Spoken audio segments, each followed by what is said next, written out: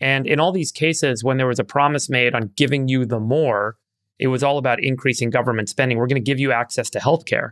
And then Medicare became kind of this ballooning spending line.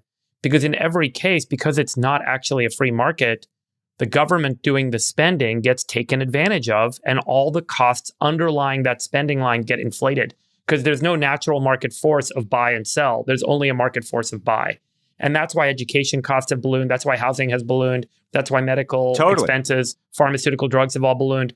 Because as soon as the government provides that as a service, it completely distorts the market and you can never get out of that free fall. So the fundamental challenge is you have to have the more difficult conversation, to your point, of it's not more, it's less, and we're all going to have to kind of deal with that.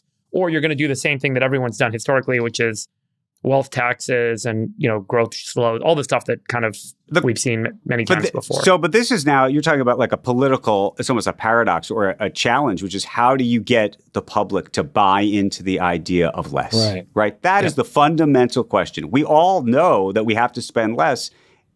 I agree with that. And by the way, I feel blessed that I could probably afford it, but to take less.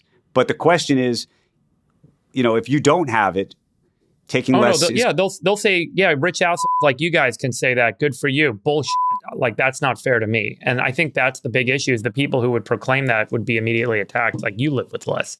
Tax the rich. And that becomes where Dalio and others have argued historically. You see these notions of civil unrest, of civic splits that happen. By the way, the book is the Foundation series. I don't know